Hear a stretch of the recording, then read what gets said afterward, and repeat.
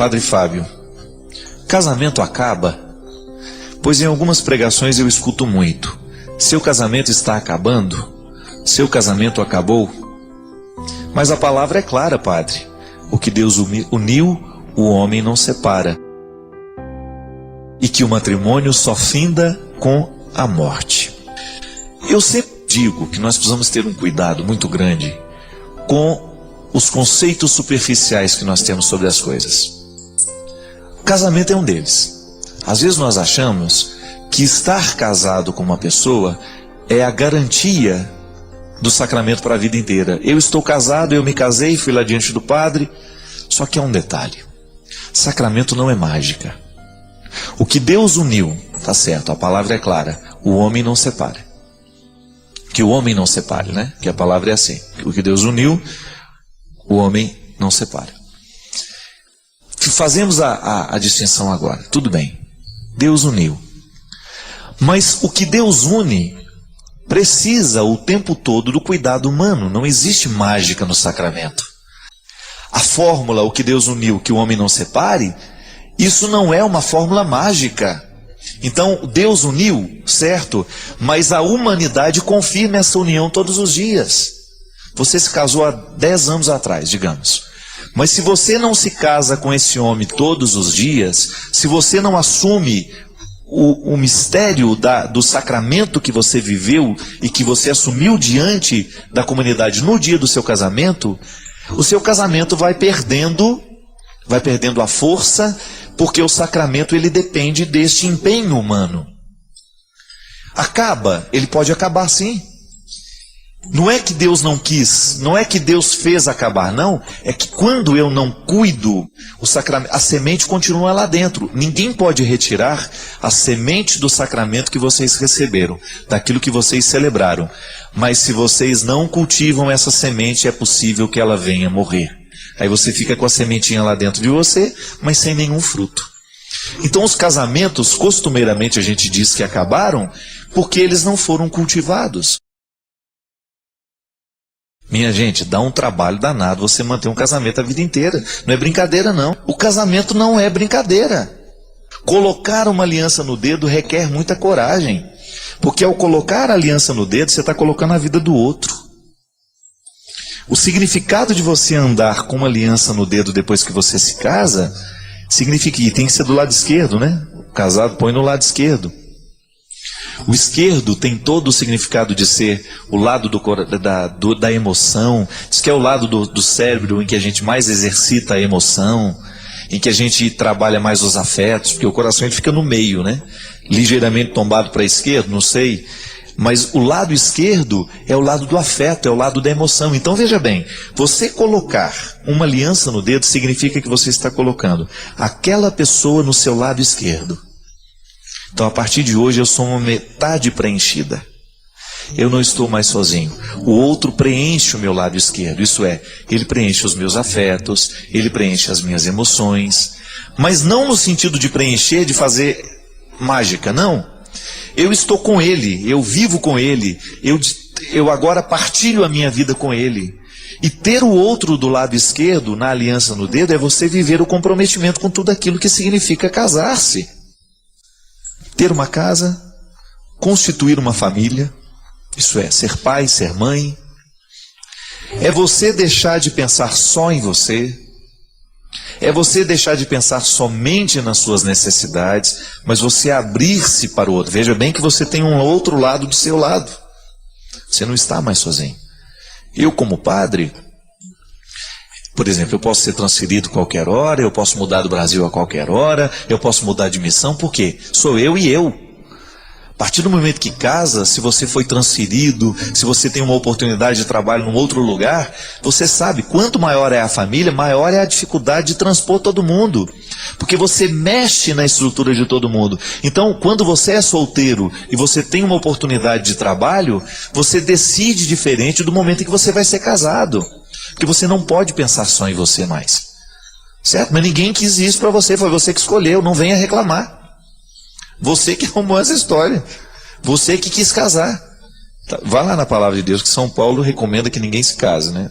Já que casou, ele fala, É melhor que não se case, mas já que casou, mas não vem o caso. A gente tem uma interpretação positiva do casamento.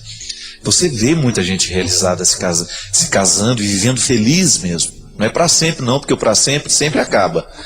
Já dizia o poeta Renato Russo, né? E o para sempre ele tem que ser cultivado todos os dias, senão ele acaba também. Quando é que eu vivo o meu para sempre? Hora por hora, dia por dia, minuto a minuto. Vivendo as alegrias, as tristezas, como dizia o outro poeta, cada um sabe a dor e a delícia de ser o que é.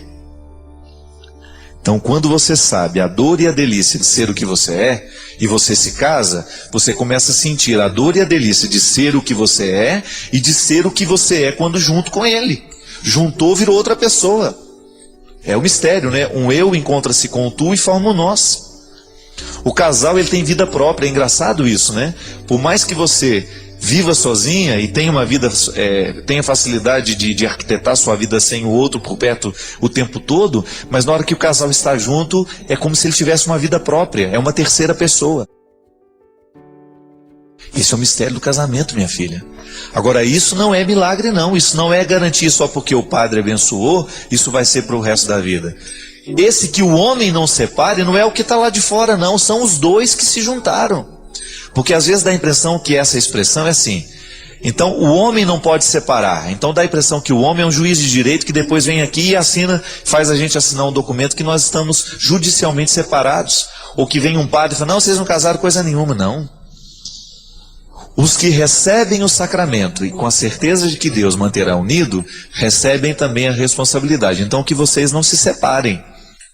Que vocês cuidem para que a relação de vocês seja estável e que essa relação possa fazer bem. Agora, no dia a dia, você terá que descobrir como fazer essa relação fazer bem, crescer bem.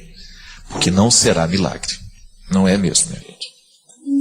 Só quem já leu os livros do Padre Fábio de Mello sabe o quanto eles são transformadores, nos fazem refletir e mudam a nossa forma de enxergar a vida. Se você ainda não leu, não perca essa grande chance. Saiba mais clicando nos links da descrição.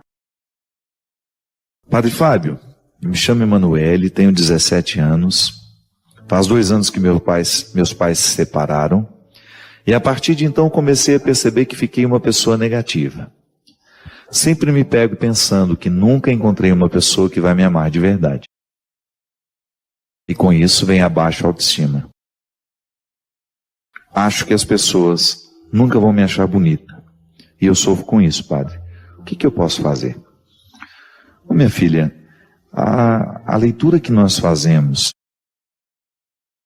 de nós é absolutamente importante para a gente receber a leitura que o outro faz de nós.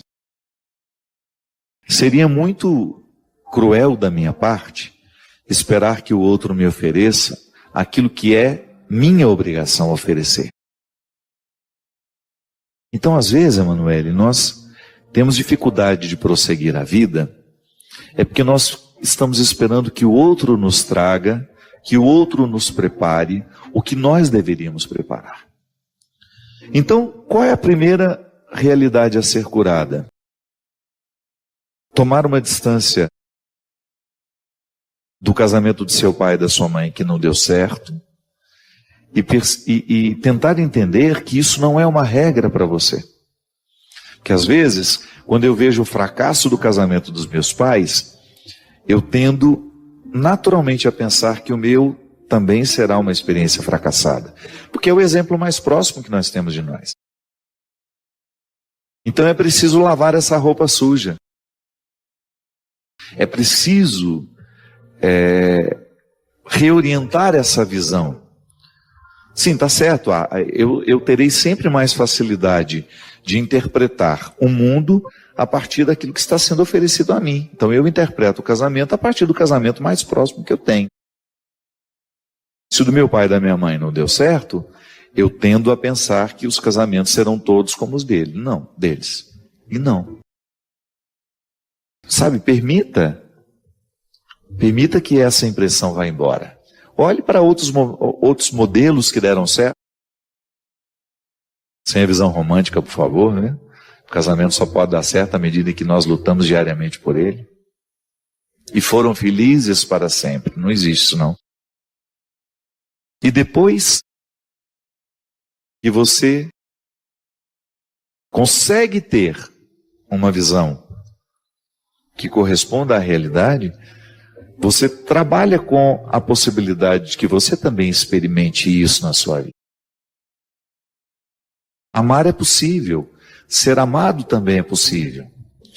Mas esse amor ele só se torna uma realidade na nossa vida à medida em que nós nos abrimos a ele. Em que você se oferece diariamente uma oportunidade de amar e ser amado. O que é a autoestima? É o primeiro amor que nós experimentamos, não é? O primeiro amor que eu experimento não é pelo outro, é por mim. Tanto é que isso também faz parte da maturidade. Quando você é capaz de ir abrindo mão daquele excesso de amor por você, que é próprio da criança, porque a criança não é capaz de se dividir, ela não tem maturidade emocional, afetiva, cognitiva, para poder dar-se a alguém. Então ela é imatura, e é direito dela ser imatura, porque ela está naquela fase. Mas à medida em que ela vai crescendo, ela vai percebendo que ela pode oferecer-se aos outros, que ela não precisa somente receber. Então a autoestima é o equilíbrio daquilo que você se oferece e daquilo que você oferece ao outro. Não existe amor ensimesmado. A autoestima nunca é um amor solitário. O amor que eu tenho por mim é sempre na partilha com o outro, mas eu tenho que ter amor por mim. Porque senão eu fico me doando sem me oferecer. E aí, naturalmente, eu vou criando uma derrocada para mim. É por isso que a maturidade, ela vai me levando a compreender que no exercício do auto-amor, eu aprendo a amar o outro. E também no exercício do amor ao outro, eu acabo voltando ao amor que eu preciso ter por mim. Então, Emanuele, essa cura não é só você que precisa. Não pense que é só você que sofre desse desânimo. Não. Muitos de nós sofremos desse desânimo. Ou muitos de nós experimentamos esse fracasso de não sermos suficientemente amados por nós. Sim, eu preciso amar suficientemente o ser que sou. Amar-me significa reconciliar-me com os meus limites, conhecer todas as minhas, ou tudo que eu puder das minhas fragilidades, que às vezes eu não sou capaz de conhecer tudo, mas o máximo que eu puder conhecer dessas fragilidades, para eu poder arregimentá-las, para que elas joguem a meu favor. Sim, porque até a minha fragilidade, se ela estiver sob o meu domínio, ela me favorece. É como eu dizia no início do programa, há restrições que possibilitam. Eu sou possibilitado quando vivo as restrições de maneira sincera, de maneira honesta, de maneira justa. Então, a experiência de amar-se é o seu primeiro dever de casa. E aí, naturalmente, você vai jogando fora esse pessimismo, que pode ter sim, uma consequência da infelicidade dos seus pais. Nós absorvemos tanto dos outros, né? Eu absorvo o tempo todo das pessoas que passam por mim. Volto a dizer, o que é alcalino e o que é ácido, o tempo todo me é oferecido. Agora o problema é quando eu me ofereço o sentimento ácido. Quando eu me ofereço o pessimismo que me priva de crescer. Então todos os dias, não tem descanso isso, é diário, sem visão romântica, por favor. Deus não vem fazer por nós, o outro não fará por nós, sou eu, é você. Somos nós que temos de fazer diariamente esse exercício de escolher o alcalino, o sentimento que nos purifica, que mantém a nossa saúde e que vai nos dando condições de ir adiante, de vencer os obstáculos, que é assim que vale a pena a vida. Ela é difícil para todos nós. Eu experimento uma fase difícil e estou aprendendo com ela. Quero aprender com ela. Porque senão essa fase, ela só vai me machucar. E não é justo. Não é justo que uma fase apenas me machuque. Me machucar. E não é justo que uma fase apenas me machuque. Crescer com a dificuldade. Estamos todos no mesmo barco, viu? Não se sinta sozinha nessa história. Eu tenho certeza que muitos que nos assistem agora vivem o mesmo conflito que você. Sim, gente que precisa se amar, se oferecer mais, para que tenha condições de oferecer aos outros. Cultivo, sabe? Amar é isso. É você se oferecer um cultivo melhor. É você se permitir a experiência da beleza através de um livro, através de um bom filme, através de uma boa conversa.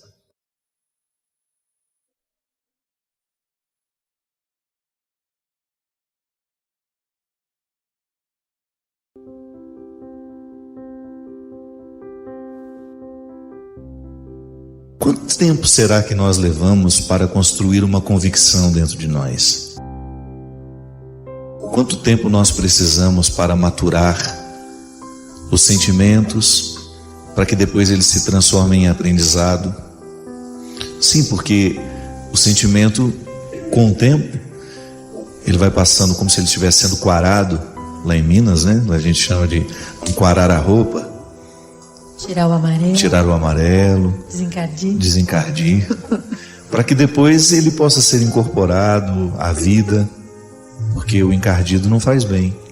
Não, nem é bonito. E quanto tempo leva para nascer uma convicção? Eu fiquei vendo você cantando e sempre achei um mistério a sua voz. Já lhe disse isso, já lhe escrevi sobre isso numa introdução que eu fiz de um livro seu, que foi justamente quando você falava do exercício da voz.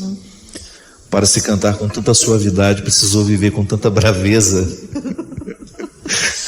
Ziza, é interessante porque a disciplina que se pede para ter uma boa voz, ela se exerce também na disciplina para se ter uma vida espiritual, uma vida emocional, nossa, eu acho afetiva. Quantas vezes eu já cheguei à conclusão mais uma vez e de novo, que é a mesma coisa praticamente. A paciência para lidar com a gente mesmo.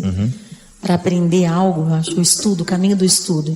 E ainda mais quando ele é musical, que envolve afeto, que envolve emoção à flor da pele, envolve o domínio de si, para dizer exatamente aquilo que se quer dizer. Nossa, é uma escola de vida, escola de paciência, escola de tolerância comigo mesma. Acho que a cor da voz é realmente a cor da alma, o jeito que está a alma exato naquele momento, no jeito de cantar. Pelo menos eu sempre enfrentei assim, encarei Quanto assim. você precisou duvidar para estar aqui? A música fala disso, né? Muito. Muitas vezes eu duvidei de que essa era mesmo a minha vocação. Eu já abdiquei dessa habilidade por duvidar da minha vocação, duvidar do meu lugar no mundo, mas principalmente duvidar do lugar onde eu sou realmente integrada.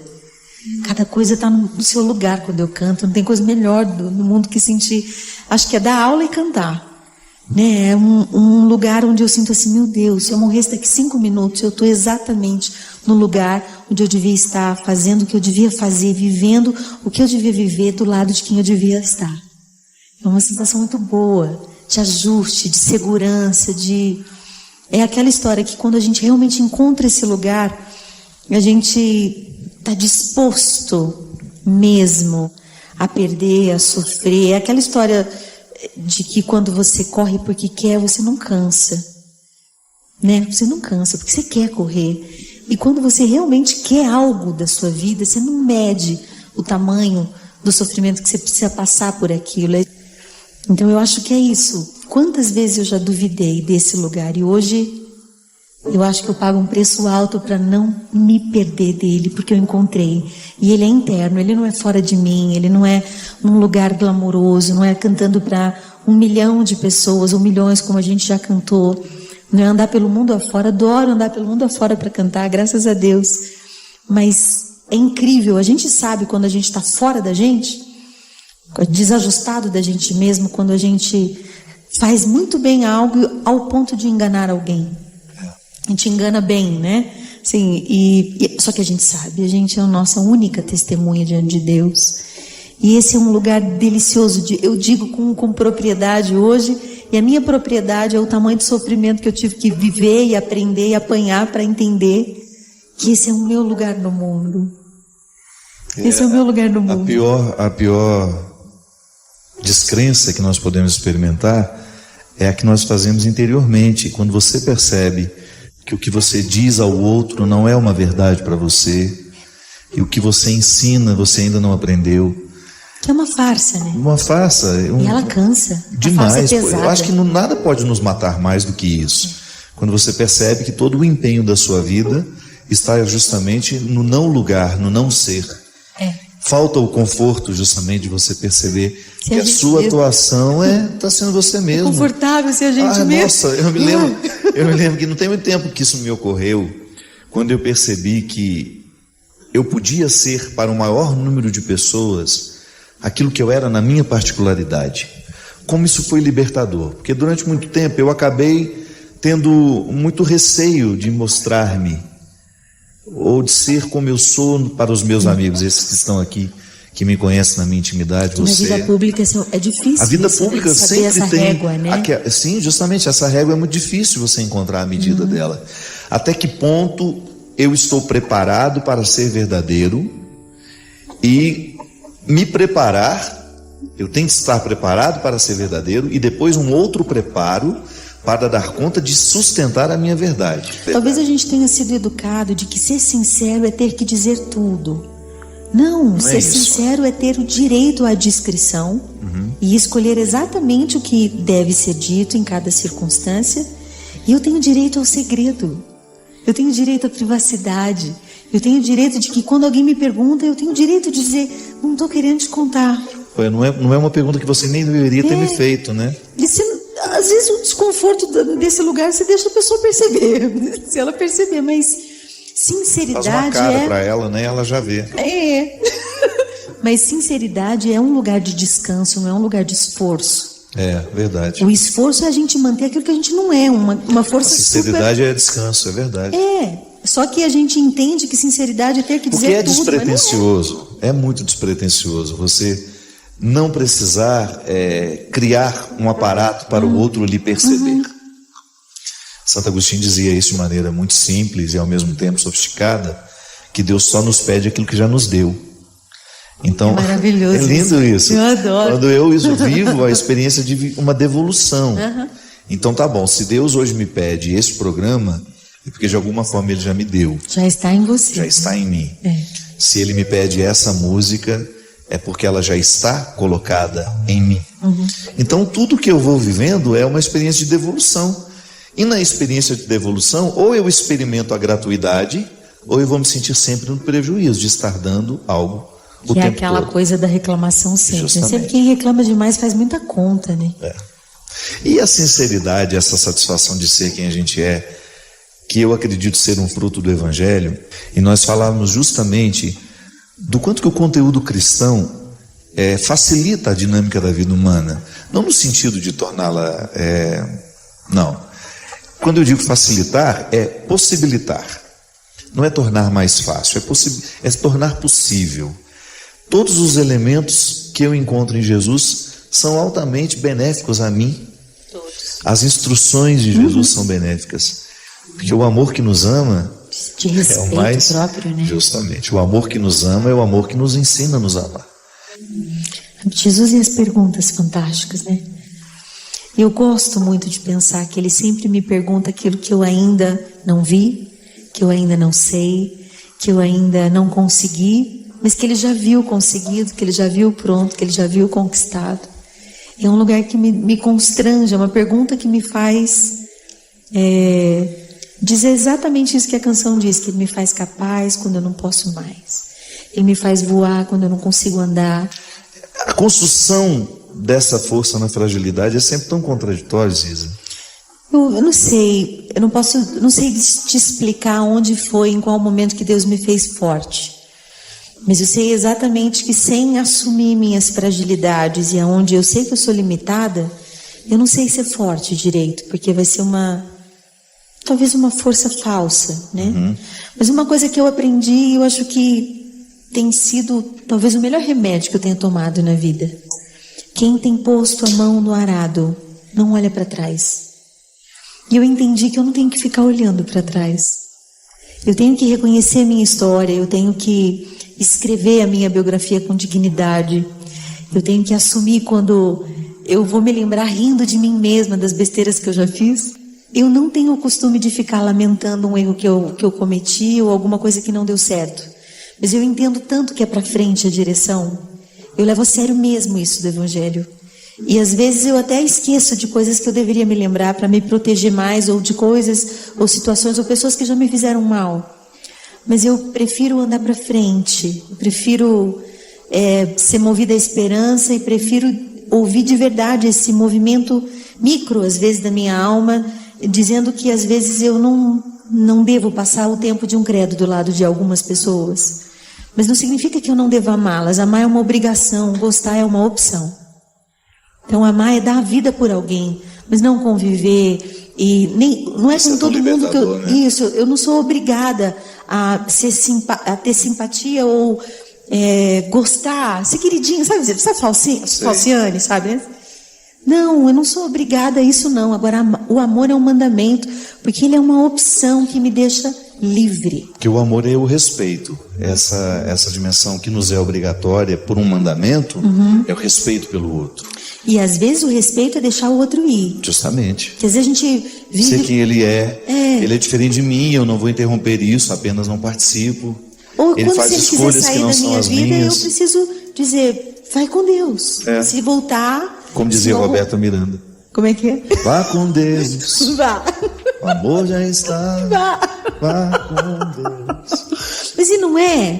Por que a gente tem que segurar alguém? A gente não precisa mendigar amor, a gente merece amor. E quando o lugar do merecimento é livre. E aliás, quando você percebe que há uma mendicância, você pega implicância para virar uma rima. Eu tenho.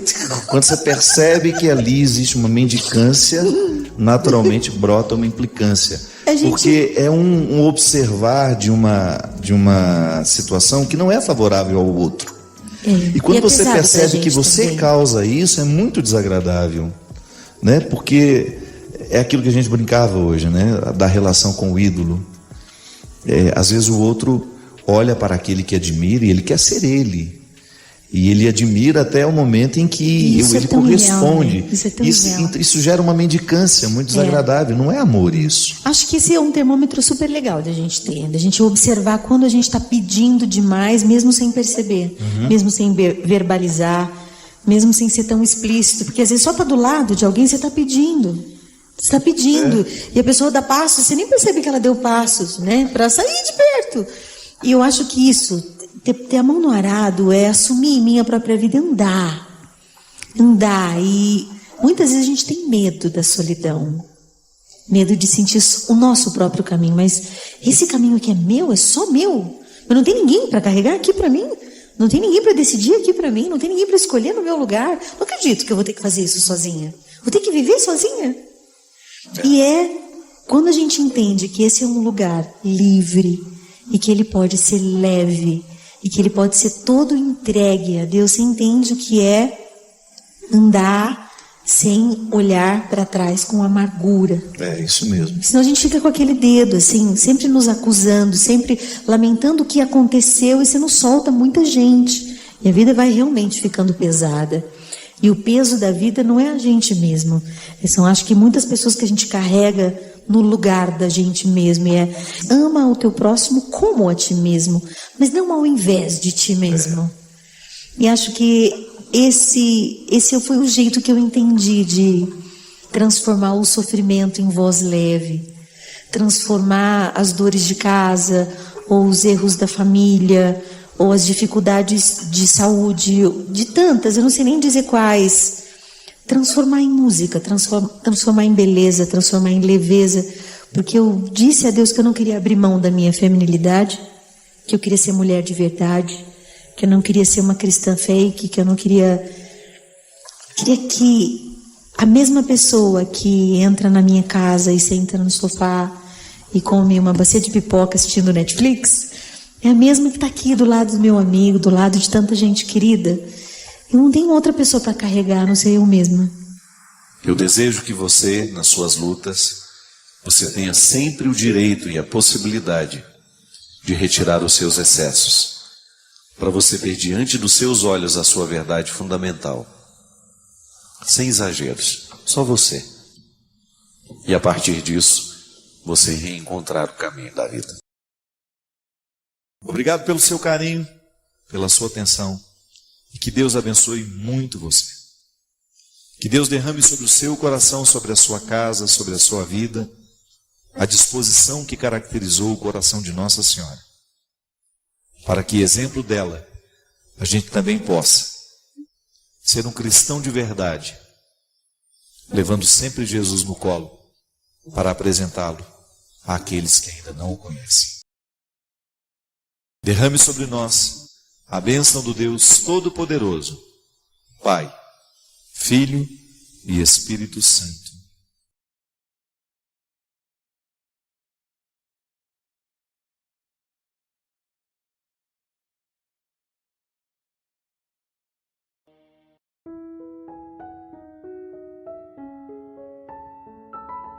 Toda vez que a vida nos dá a oportunidade de nos reconciliar com o passado, a gente não pode perdê-lo.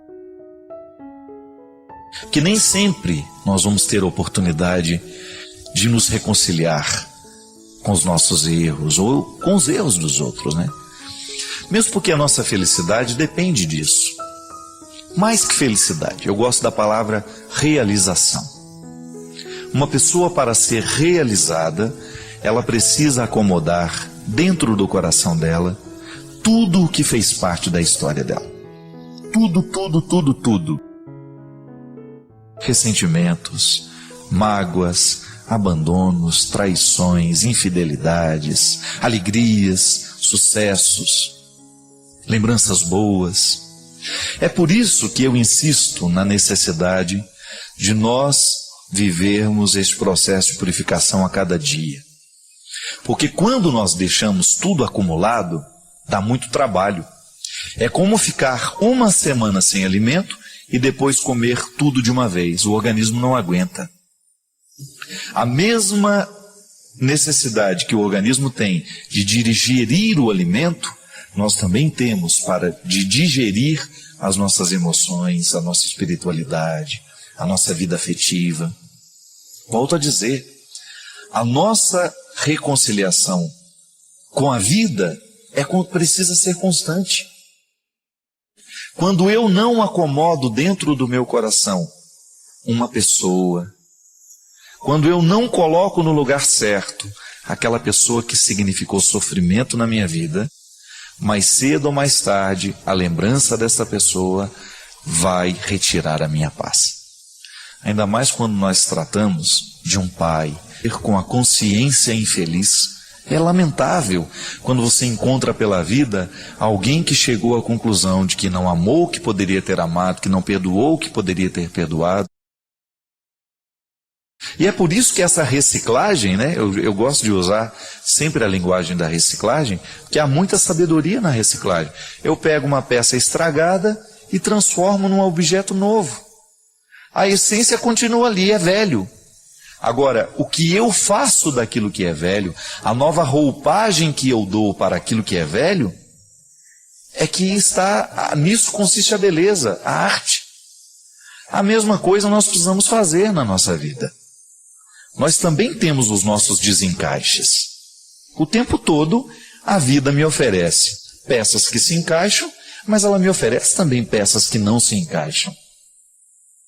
E aí, às vezes, nós precisamos tirar um tempo precioso da nossa vida olhando para aquelas peças, refletindo sobre elas, para a gente poder descobrir como é que eu posso guardar isso agora dentro de mim. Porque senão, se a gente não faz esse exercício todos os dias, daqui a pouco a gente se transformou num estado confuso, num ambiente de muito lixo, de muita desordem, em que nós não nos encontramos. É lamentável quando a gente chega à conclusão de que nós não estamos nos encontrando na própria história. Por quê? Porque faltou esse cuidado, faltou esse empenho diário. Né? É um empenho de todo dia. Hoje eu preciso dar conta daquilo que me aconteceu. Existem coisas boas, existem coisas ruins, e agora? O que eu faço com tudo isso? Minha gente, guardar mágoas, guardar ressentimentos, é a mesma coisa que você julgar uma coisa suja pela sua casa limpa. Fica insuportável. Toda hora que você passa pela sala limpa, com aquela mancha daquilo que você julgou sujo, você vai ficar incomodado. Os afetos, a vida afetiva é a mesma coisa. Se você não coloca no lugar certo, se você não faz a sua reciclagem, aquilo vai ficar um incômodo na sua história. Igual aqui, tem uma senhora aqui dizendo para mim: padre, descobri que meu marido me traiu. O que eu faço? Perdoo? Existe a possibilidade de ter um filho dessa traição? O que eu vou fazer com essa história agora? Está aqui. O desafio dessa senhora. A vida não foi do jeito que ela queria. A vida não foi do jeito que ele prometeu que seria. Fidelidade, amor, parceria. O que ela vai fazer? Ela vai se matar? Não. Ela agora tem diante dela uma situação, uma peça difícil de ser encaixada. Mas veja bem, quando você olha para a história, para as pessoas que estão ao seu redor, você vai ver que isso não é um privilégio seu. Não é só você que tem dificuldades. Não é só você que tem problema. A história da Patrícia é a história de muitas pessoas que estão me assistindo agora. Eu tenho certeza absoluta que em algum momento da sua vida, você também precisou perdoar alguém que era muito importante para você. Em algum momento da sua vida afetiva, você também viveu esse desajuste, esse desarranjo, né? Essa desarmonia. E aí?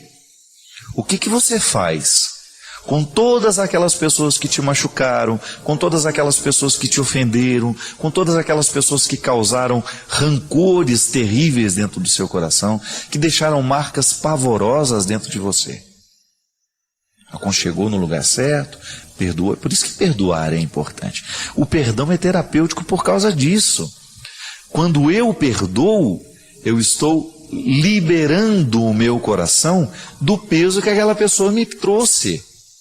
Eu não quero guardar o rancor, eu não quero guardar aquela marca. Da mesma forma como a senhora agora vai ter que olhar nos olhos do seu marido, de encontrar nele hoje um traidor, de saber que hoje a traição é concreta na sua vida, mas que ele não lhe traiu a vida inteira.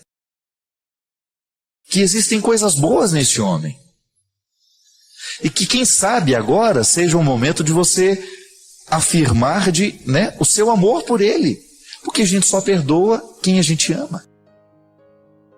O casamento, a reconciliação, é possível sim, desde que haja amor para recomeçar. Se há amor, minha gente, nós vamos ser capazes de recomeçar qualquer história que seja, por mais terrível que tenha sido o fato. Quando a gente ama, quando a gente olha para o outro, e o amor está nos interligando, e o amor está sendo o motivo, a gente recomeça assim. Traiu, eu sei, é duro viver a traição. Mas existem muitas pessoas que reconstroem o relacionamento ainda mais sólido depois da fragilidade. Tudo vai depender da maneira como as pessoas encaram este momento. Tudo vai depender da forma como as pessoas olharão para este fato novo. Tudo vai depender da maneira como nós respondemos a essa batida que a vida deu na porta. Você tem os seus perrengues, eu tenho os meus. Hoje você também deve ter aí um monte de coisa sem encaixe dentro do coração. É aquela notícia ruim que você recebeu, é aquela palavra que chegou no seu ouvido que te deixou apreensivo. São muitas coisas que entram dentro da nossa cabeça todos os dias, entram dentro do nosso coração, que nos desestruturam. São encontros que a gente realiza. Às vezes nós encontramos pessoas pela vida que fazem um mal terrível para nós. Às vezes são experiências que duram anos e anos e que só depois de terminada é que você vai ver o estrago que aquilo causou dentro de você. Pode ser uma notícia de morte, a notícia de uma doença de uma pessoa que você ama, ou quem sabe a própria notícia da sua doença. Hoje você tem peças sem encaixe. Eu tenho. Todo mundo tem. Não é privilégio meu, não é privilégio seu. Agora, tudo vai depender. O resultado final vai depender da maneira como nós encaixamos essa desarmonia dentro de nós. E quando você muda o olhar sobre você, você muda o olhar sobre o outro. E você para de querer que o outro viva igual você deseja. Porque quem está satisfeito com a própria vida não tem necessidade de ficar dando palpite na vida do outro. Quem está satisfeito com a própria vida vai ter tolerância com o outro que escolheu viver de uma forma diferente. Chega desses cristãos chatos que ficam o tempo todo desprezando quem não vive do jeito que ele acha melhor. Nem Jesus fez isso.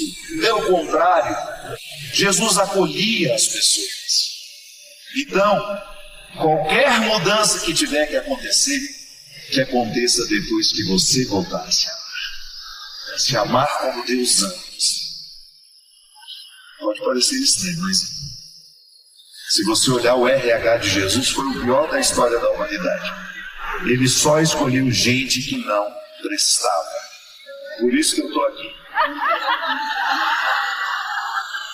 Eu não entrei pela porta da frente. Eu nunca fui o seminarista acreditado. Eu nunca fui aquele que alguém, esse menino vai separar. Não é nada. Está aí só para estudar. Eu não entrei pela porta da frente. E eu faço questão que você que também não se sente convidado a entrar pela frente, grude em mim. E que a gente possa insistir até o fim. Que esse Deus não desiste de nós. Para mim, para você. Que na verdade as nossas necessidades são as mesmas. E algumas delas só com o tempo a gente vai descobrir. Há coisas que não adianta você tentar entender no momento em que você não está preparado para entender isso.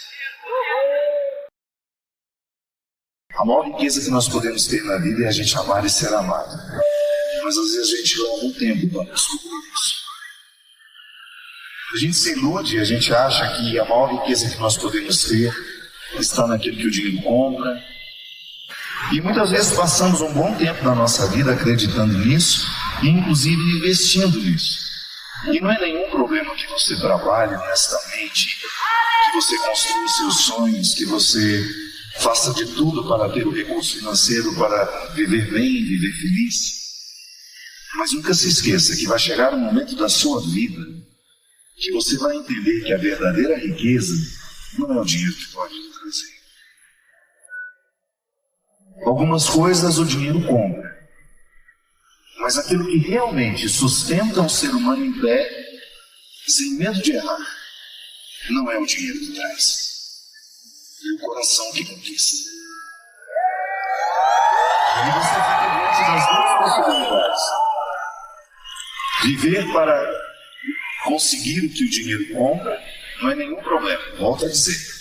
Trabalhe bastante, estude bastante, extraia ao máximo as suas possibilidades, porque elas podem trazer muitas riquezas materiais.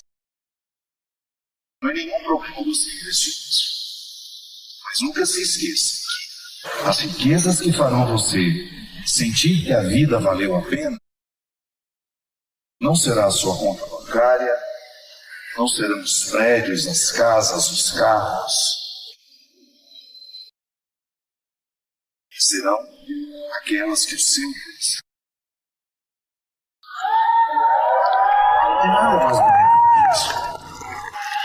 Que você olhar para o lado e você perceber que a sua vida tem uma riqueza enorme que você levou tempo para construir. Porque o amor não é um investimento da noite para o dia. Não tem nada mais rico, minha gente, do que você confiar em alguém.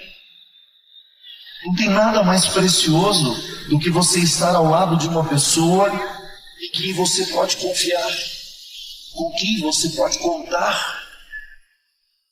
Não é sem motivo que dentro da nossa casa, do nosso lar, é o aprendizado do amor. Não tem outro lugar para a gente aprender isso. Desde quando você entrou neste mundo, alguém precisou amar de forma muito radical você. Senão você não sobreviveria. Nas primeiras fases da vida, nós somos inteiramente dependentes de quem nos ama. E é assim que a gente aprende, não é lendo os livros. Amar a gente aprende amando, e exercitando. E é assim que a gente vai construindo a riqueza que o dinheiro não compra. Porque você pode até ter a oportunidade de comprar boas companhias. Basta você ter um dinheiro sobre. Basta você fazer festa, basta você liberar, e você vai estar sempre rodeado de pessoas. Mas não se engane. O seu dinheiro pode comprar uma companhia, mas jamais será capaz de comprar a fidelidade.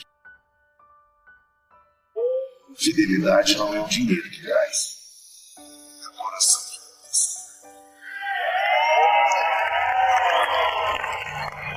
Eu desejo do fundo do meu coração que você trabalhe muito, que você tenha muitas possibilidades de realizar os seus sonhos, aqueles que o dinheiro pode comprar. Mas eu desejo do fundo do meu coração que você esteja rodeado de pessoas. Porque o que faz a vida valer a pena, é o tanto de amor que a gente ama. São as pessoas que a gente constrói ao nosso lado, são os vínculos que você sabe que vão durar a vida inteira. Por mais que a gente saiba que o outro vai morrer, que o outro vai embora, que o outro vai partir, mas enquanto ele estiver por aqui, o nosso vínculo com ele nos une de forma muito significativa. Isso é viver. Quando você, ao final de tudo, depois que ter que olhar para a vida que você escolheu viver, que você seja absolvido pela certeza de que você construiu o que realmente importa. Amar.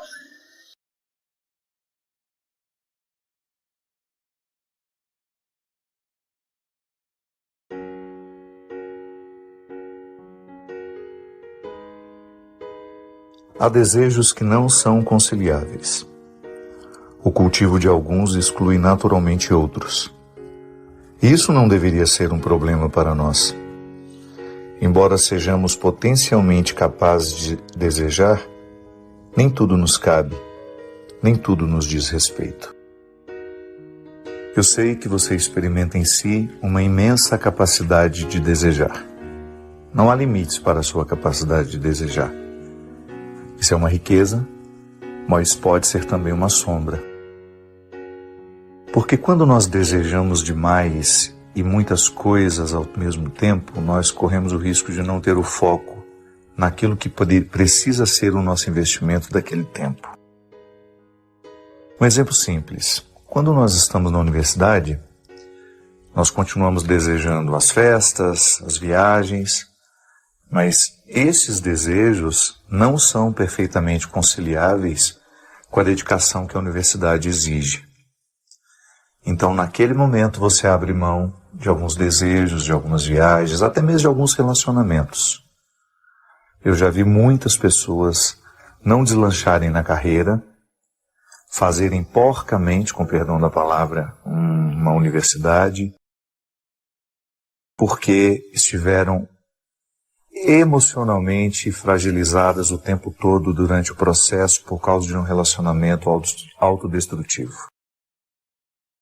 Na verdade, no período da universidade, a gente precisa focar na carreira, nos estudos, para que você seja uma boa profissional, um bom profissional na sua área. Mas a gente sabe que às vezes um relacionamento emocional pode se tornar um obstáculo para os estudos, porque fica sempre tão perturbado emocionalmente, o relacionamento traz tantos conflitos que sobra pouca energia para a dedicação à universidade. É o que eu sempre falo, toda vez que eu vejo um adolescente começar a namorar muito cedo, eu sempre me pergunto para mim, nem é uma regra para o outro não, será que eu faria essa escolha de tão cedo, no momento em que eu preciso me dedicar aos estudos, eu ficar perdendo energia, me dedicando a um relacionamento que naturalmente é conturbado por causa da idade, por causa das transições, das crises normativas, enfim, cada um faz a sua escolha. Eu percebi que em alguns momentos eu não podia conciliar os meus desejos. Ou eu focava em um e me dedicava a ele, ou eu me perdia em muitos e não me dedicava a nenhum deles. Preste atenção em si. Como é que você tem se dedicado aos seus desejos? Eles têm favorecido o seu crescimento? Você tem sabido diferenciar? Você tem sabido discernir qual o tempo que deve dedicar a cada um deles? Tem tido coragem de dizer: esse desejo não é conciliável com a minha vida neste momento? Ou ainda não foi capaz de fazer dessas rupturas? Não perca tempo. Quanto mais cedo você identifica o desejo que precisa sobreviver e o desejo que pode esperar, muito mais cedo você inicia um processo de realização humana que mais tarde você vai agradecer.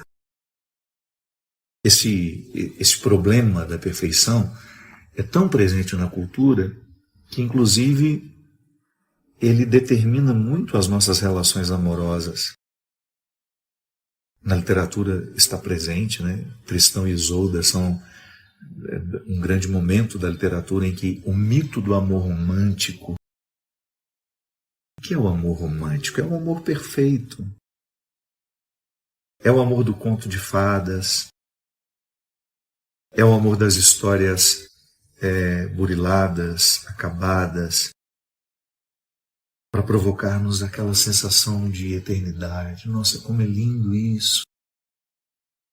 Mas na hora que nós vamos viver, o amor é tão precário. Por mais que você ame, o amor é tão difícil. Ou eu estou mentindo? Ou não é assim para você? Para mim é. Toda vez que eu preciso amar, eu esbarro naquilo que em mim é coragem, mas esbarro também naquilo que em mim é fraqueza. Às vezes, por mais que eu ame, eu não consigo ser fiel. Por mais que eu ame, eu não consigo manter o compromisso. Por mais que eu ame, eu não sou pontual. Por mais que eu ame, eu acabo falando aquilo que não deveria falar. Por mais que eu ame, sem perceber, eu prejudico a pessoa que eu amo.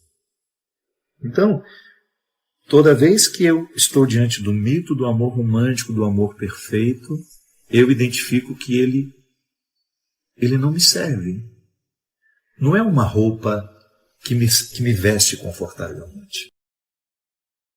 E às vezes as pessoas, porque não conseguem corresponder ao que espera de nós o mito do amor romântico, ou que espera de si o mito do amor romântico, desiste até do amor por causa disso. Ou então fica eternamente naquela ilusão de que vai viver uma experiência assim, linda, elaborada, terminada, como nós vemos nos romances, nos contos de fadas. E a gente precisa reconhecer: eu não sou perfeito. Mas mesmo assim eu sou incapaz de amar? Não. Mas há uma forma de você aprimorar o seu amor, que nunca será perfeito, mas pode ser santo. É aqui que existem as conversões. É aqui que uma coisa se transforma na outra. E é lindo a gente perceber. Sede santos como vosso Pai do céu é santo. Em algumas tradições, sede perfeitos, como o vosso Pai do céu é perfeito. Não é o conceito de perfeição que serve à vida humana. Teresinha não foi uma mulher perfeita. Francisco não foi um homem perfeito, mas foram santos. Significa que eles conseguiram, nos recursos que tinham, a partir dos recursos que tinham, elaborar cada vez mais, de uma forma mais aprimorada, aquilo que eles... Ser de si. Somente depois ser dos outros. Quem se dá sem se ter, quem se oferece sem se possuir, inevitavelmente viverá buscando-se nos outros. Ter-se. Depois disso tudo faz sentido, porque descobrimos que ninguém nos deve absolutamente nada. Eu creio que esse seja o exercício diário, que nós começamos desde o momento em que nós tomamos consciência do grande papel que nós precisamos exercer no mundo. O maior desafio, ser você mesmo. E ser você mesmo consiste em conquistar-se, conhecer-se cada vez mais, saber como funcionam os seus mecanismos, como funcionam as suas regras, conhecer bem o seu estatuto, ser seu, tomar posse de tudo aquilo que lhe pertence, suas qualidades, seus defeitos, suas possibilidades, seus limites. E a partir disso, oferecer-se aos outros. Mas só pode se oferecer aquele que antes. Esse é o dever de casa de todo dia, ter-se. Ser cada vez mais proprietário de si mesmo. Não permitir que os outros venham manipular, modificar a sua pertença. Que a sua busca seja diária, para ser de si mesmo, de si mesmo. Para que aquilo que você oferece aos outros tenha qualidade. É tão interessante você ver uma pessoa na posse de suas possibilidades, de seus limites, de toda a grandeza que consiste o ser humano. É tão bonito você ver uma pessoa inteira. Ela se oferece e ela nem se preocupa se vai receber alguma coisa em troca, porque ela conhece o valor que existe em oferecer. Ela é dona de si. Ela sabe o que quer. Ela não vai ficar presa em picuinhas, em ofensas. Ela não vai ficar perdendo tempo com aquilo que não a edifica, porque ela é dona de si. Ela sabe o que quer. Ela sabe para onde vai.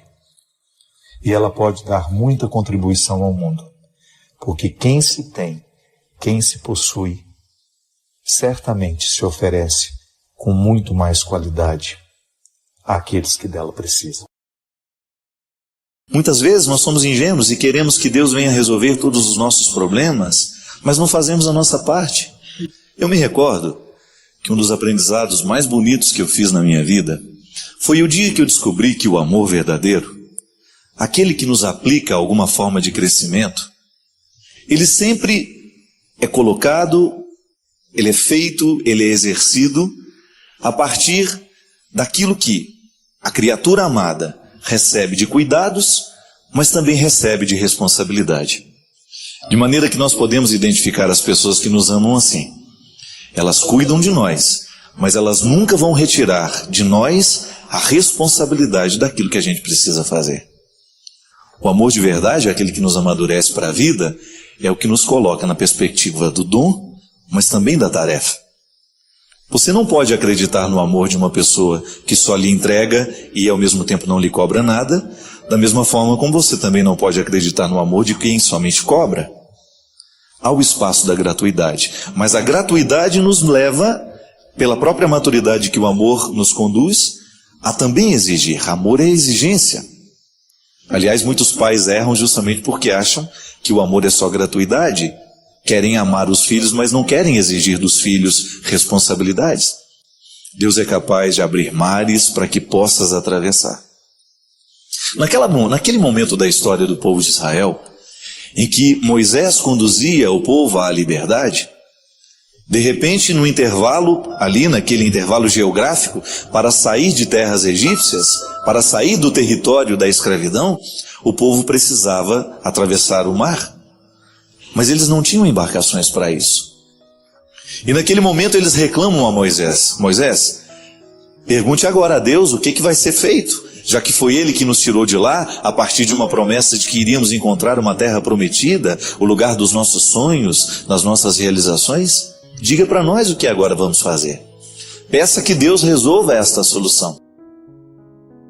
Certamente Moisés deve ter ficado muito desapontado, porque foi ele que criou aquela confusão toda. Foi ele que retirou o povo e prometeu que iria levá-lo para uma terra prometida, mas a promessa que ele fazia era fruto de uma promessa que Deus havia feito. E naquele momento, minha gente, o povo, na sua ingenuidade, achava que Deus ia dar tudo de graça. Achava que, em nome deste amor que Moisés ensinava, que tudo seria resolvido sem nenhum esforço. E aí vem o desapontamento. Ao interrogar a Deus o que fazer, a palavra do Senhor é dura. Diga ao povo que caminhe. Está lá, no livro do Êxodo. Não sou eu que estou inventando, não. Diante da necessidade de atravessar o mar, Deus recomenda que o povo caminhe. Mas como caminhar na direção do mar se a gente sabe que é impossível passar por cima das águas? Se a gente vai caminhando na direção do mar, o que a gente sabe é que nós vamos ser... O que vai acontecer? Vamos ficar submersos. Mas naquela frase, naquele imperativo, naquela expressão, estava a parte do milagre que o povo precisava realizar.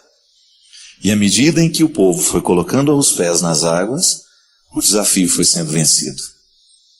E foram passando pelo mar sem que a morte o resgatasse o povo. Interessante, minha gente, a gente descobrir que na vida a metáfora do mar que se abre pode ser aplicada o tempo todo na nossa história.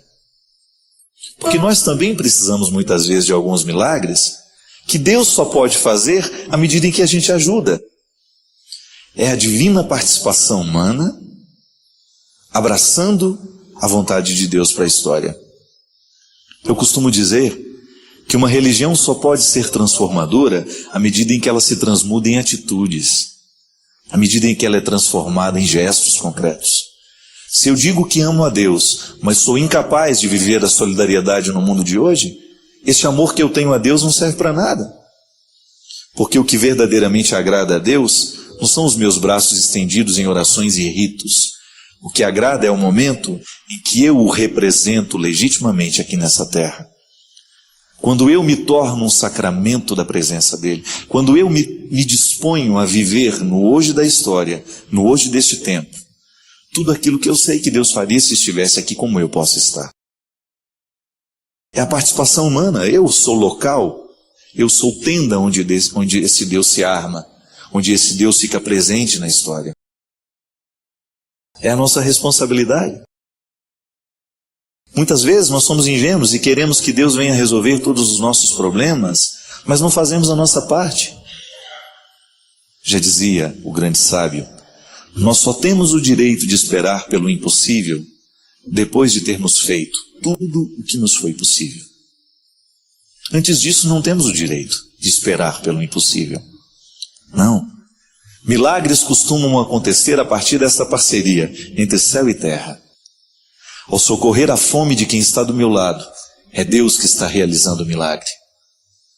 Ao estabelecer a ponte com aqueles que estão na miséria, ao atravessar o conforto da minha casa e chegar ao lugar da necessidade do outro, e ir lá para socorrer o que sofre, o que está doente, a visita que faço no hospital, o momento em que eu saio de mim, do meu mundo, e vou ao encontro de pessoas que estão precisando dessa presença de Deus, é o milagre se concretizando. É a divina participação humana. Bonito isso, não é verdade? Pensar que na ação de Deus há sempre a solicitação da participação humana. E que Deus perde no momento em que eu desisto. Deus não age no momento em que eu cruzo os braços. Não é porque Ele não quer agir. Porque a teologia nos ensina que a graça de Deus não deixa de ser derramada um minuto sequer sobre a humanidade. Mas Deus não nos obriga a nada. tem que nascer do nosso desejo, tem que nascer da nossa liberdade, esta ação, esse movimento que faz com que a vida possa ser melhor, que faz com que esse espaço humano possa ser o lugar da ação de Deus.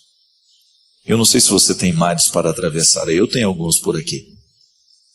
Pode ser que nessa noite nós hoje, todos, sem exceção, olha, eu estou com um marzinho aí que Deus, se pudesse abrir para... Na verdade, o esforço humano é que possibilita também, porque até é interessante a gente entender isso, porque até o esforço humano para o milagre já é fruto de Deus em nós, é consequência. Eu não ajo sozinho, a minha bondade é alimentada pela bondade de Deus, é porque eu aceitei, então o bem dele encontra lugar em mim. E hoje pode ser que você esteja aí, com uma situação precisando ser resolvida, esperando pelo impossível, mas aí você descobre que você ainda não fez tudo o que era possível. E que você não tem o direito de ir dormir hoje sem ter feito a parte do impossível que depende de você. Vamos ajudar Deus que nos ajudar, não é assim? A gente tem que ajudar essa ajuda de Deus em nós. Tome iniciativas, mude a vida, faça, movimente. Busque aquilo que você pode fazer hoje para que a transformação aconteça. Não queira um milagre que você não ajudou a preparar. É como se nós estivéssemos todos juntos preparando uma festa e cada um tem uma atribuição específica. E aquele que negligencia a atribuição que tem, ele perde o direito de participar da alegria. A vida é a mesma coisa, minha gente. A vida em Deus tem que nos propor a mesma perspectiva. Vamos parar de viver essa ilusão, esta religião que nos aliena, que joga tudo para cima e que esquece que há uma realidade humana que precisa ser trabalhada. Deus só vai ter chance em mim à medida em que eu humanamente me disponho a ser melhor. Eu não nasci para ser anjo, eu nasci para ser humano. E é nesta humanidade que o divino quer se manifestar. O processo encarnatório, a vinda de Deus na Terra, através do seu Filho Jesus, é para nos mostrar isso. É humanidade. Humanidade que acerta, que erra, mas que nesse dia a dia vai buscando o caminho melhor, acertar o lugar, acertar o alvo, abrir o mar que precisa ser aberto. Mas para que o milagre aconteça, a gente precisa colocar o pé na água. Diga ao povo que caminhe. Como se eu pudesse escutar isso hoje de novo, e com a mesma ousadia de Moisés dizer a você, caminhe, fique parado não. Coloque os seus pés neste mar que te assusta. E pode ter certeza que a graça de Deus nos auxilia para que tudo seja feito da melhor forma. Se não foi do jeito que a gente queria, pode ser que não seria melhor para nós. Às vezes eu fico chateado com as coisas somente 5 minutos e não deixo que fique mais. Porque se eu fico chateado durante muito tempo por aquilo que não aconteceu, eu perco a oportunidade de ver o bom da vida que está acontecendo agora. Às vezes o mar não abriu porque não era a hora, às vezes o mar não abriu porque não era aquele caminho, tinha que abrir por outro lado, e a gente vai descobrindo. E este lugar onde a gente vai atravessar no mar é somente a partir da reflexão, da busca pelo possível, para que depois se manifeste em nós.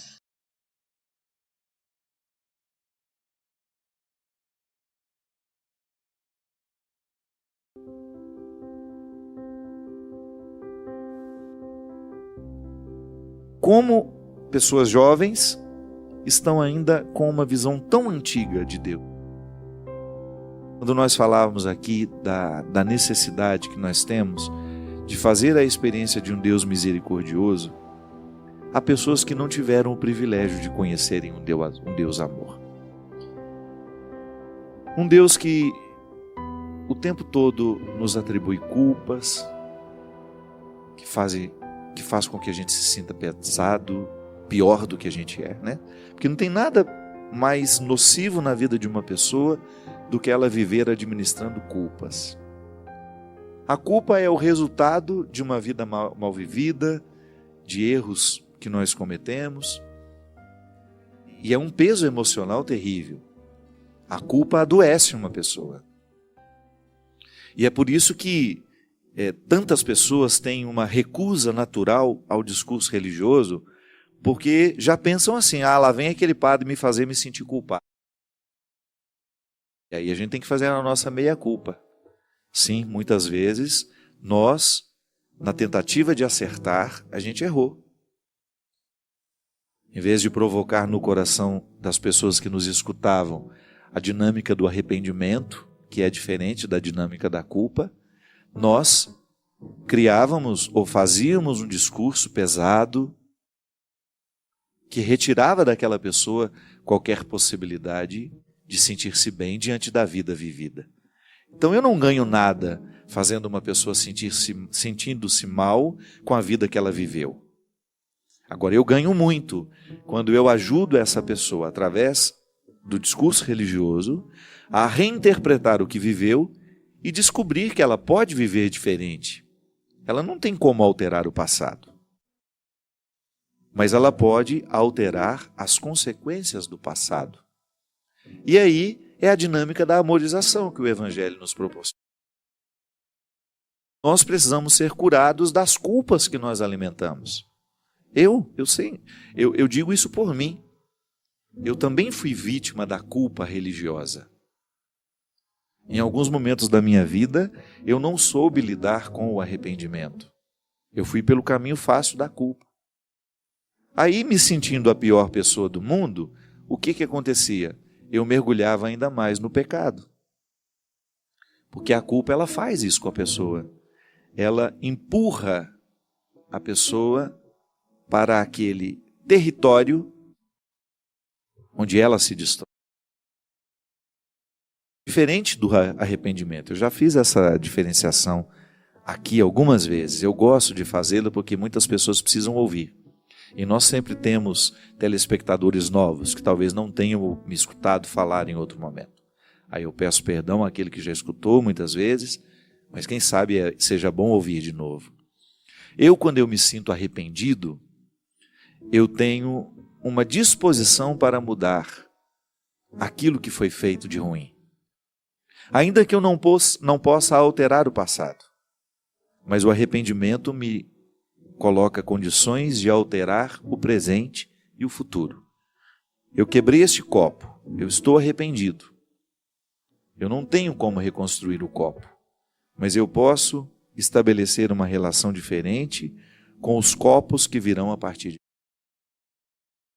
Só um exemplo simples de cuidado, né? Então tá bom, eu sei que o copo é frágil, eu não vou lidar com ele de qualquer jeito. Pego a fragilidade do copo e passo para refletir a minha. Eu sou uma pessoa frágil.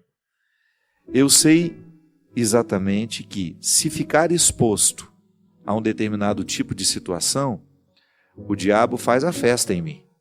Então eu prefiro não me expor àquelas situações. Ah, mas e se é ficar alienado? Não.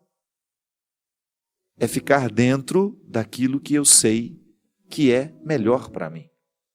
Eu não tenho necessidade de me expor a determinadas situações que eu sei que falarão alto demais e que poderão muito bem me retirar do meu eixo.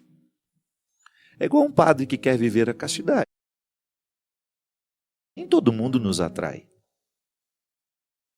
Mas de repente eu posso estar diante de uma pessoa que provoca em mim um sentimento, ela pode ter sobre mim uma influência que desperte no meu coração, no meu cérebro, né? E no meu corpo, porque é uma reação física também, um interesse diferente do que eu tenho pela outra pessoa. O que eu vou fazer? Eu vou estabelecer um vínculo mais próximo com essa pessoa? Então me desculpe, se eu quero ser como é que chama? Homem justo comigo, com a minha escolha, se eu quiser preservar a minha vida celibatária, eu tenho que tomar todos os cuidados para que esta pessoa não esteja além do território que eu posso permitir. Uma questão de honestidade. Mas não é só do padre, não. O homem casado, por exemplo. Um homem casado que quer ser fiel à sua esposa vai saber direitinho lá no ambiente de trabalho quais são as mulheres que lhe provocam um sentimento diferente. Ou uma sensação diferente. Se ele avança e permite que aquele vínculo vá se estreitando, ele está abrindo as possibilidades para uma transgressão.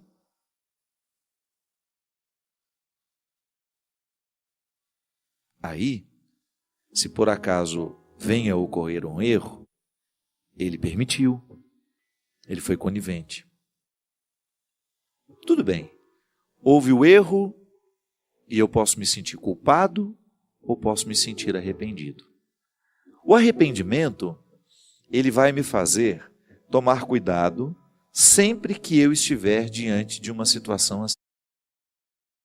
Se eu quero manter a minha vida celibatária, se o outro quer manter a fidelidade à esposa, porque ele está arrependido do que fez no passado, ele vai começar a cuidar para não se expor a um perigo que pode levá-lo à queda.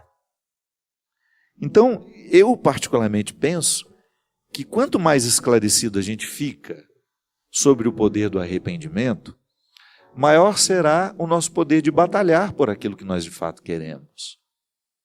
A culpa não.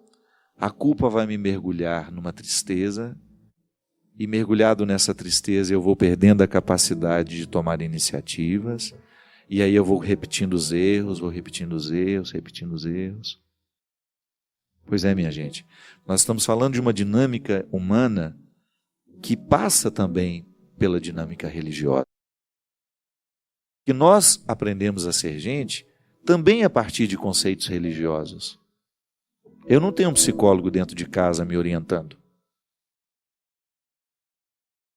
Eu não tenho uma pessoa especializada em vida humana, em gente, em neuroses, me orientando todos os dias. Mas eu tenho pessoas dando pitacos na minha vida, dando palpites, me conduzindo por aqui, por ali, lendo a minha biografia, que inclusive você que ainda não comprou e que quiser ajudar a Canção Nova, está aparecendo aí agora, nós vamos fazer um insert aí, vai aparecer a capa da biografia, ligue para cá, adquira.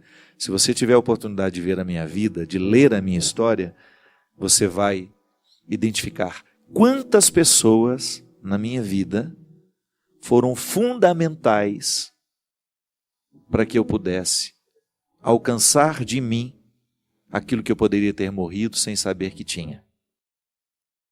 Pessoas que foram fundamentais naquela hora, que deram o palpite certo, que disseram a palavra que eu realmente precisava ouvir. E você vai ver também aquelas que disseram a palavra errada, que me levaram para um outro caminho, que me desvirtuaram. Pronto, é assim que funciona. Como eu não tenho gente especializada, eu tenho as pessoas que me dão palpites. E às vezes esses palpites chegam carregados de convicções religiosas. E é aí que está o perigo. Porque se essas convicções religiosas são estabelecidas a partir do que a pessoa tem de pior, e jogou tudo isso para Deus, a pessoa é mesquinha. É claro que ela vai achar que Deus é mesquinho também. A pessoa tem dificuldade de ser generosa. É claro que ela vai achar que Deus também sofre do mesmo defeito. A gente precisa tomar muito cuidado, porque às vezes nós criamos um Deus de acordo com as nossas neuroses. E aí nós julgamos isso para o outro.